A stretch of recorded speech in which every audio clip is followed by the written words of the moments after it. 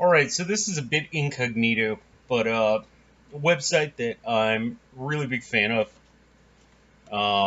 Wisecrack, put up a posting about three movies that changed your life. And I put out this on my Facebook feed. I think maybe my Twitter feed, but I have I asked the question, so I figured I should answer it myself. Um, Three movies that changed my life and why. Dead Poets Society. I'm cheating and going to count this as one. Kill Bill Volume 1 and 2. And Pump Up the Volume.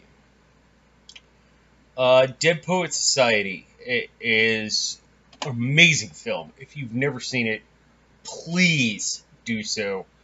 I think it was some of Robin Williams' best work. God rest his soul. Uh, it teaches you that you have your own voice and you have something to say, and what you have to say is worth something and valuable. And it has a point. Uh, and it has meaning, and it has a purpose. And you are not a whole human being unless you can communicate yourself to the world around you. Because otherwise, you're just a hamster running in a fucking ball.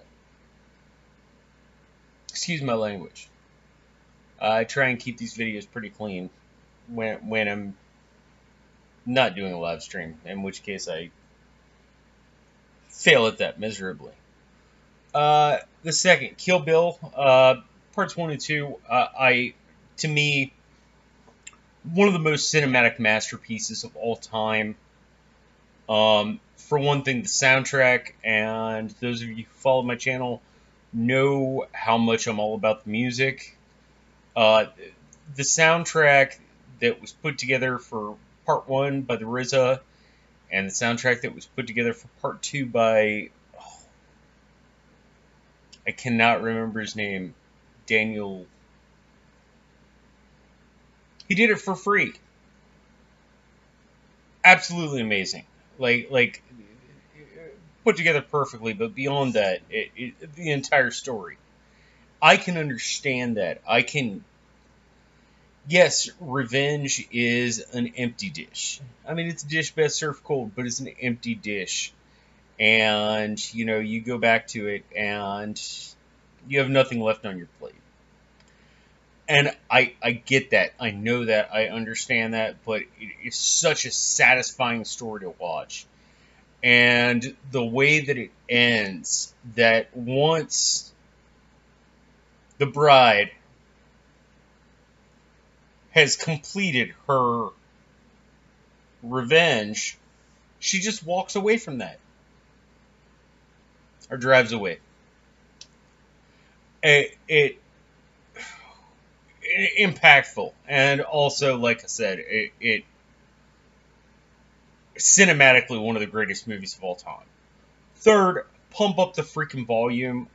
Oh my gosh, a lot of you people out there are too young to remember this film or have ever seen it, but it changed my life because the entire premise is someone who has their own Christian Slater basically pirates radio stations, which has been something that's been going on since the 1960s. If you look at it, there were, like, back in the 60s, there was a lot of music that was not allowed to be played in the UK, and there were these pirate radio stations that would go just far enough offshore to broadcast music that was illegal to play in the UK. And there's a certain part of me and a certain mentality that I think that's freaking awesome. But no, in the end, You know, the entire point is say what you need to say, stand on what you believe in, even though these are dumb high school kids. And by the way, the actors in this film are so good at playing naive high school kids. It's actually quite impressive because when you're a naive high school kid, you don't think about that. And then when you're dealing with them, you're like, oh my gosh. And you don't think about the fact that you did the same stupid crap. But it, it I mean, if you want to talk about a movie that changed my life, yeah, that's the reason I do this. That's the reason that I discuss music and literature with people, is because I feel that my voice is just as important as anybody else's, and it needs to be heard.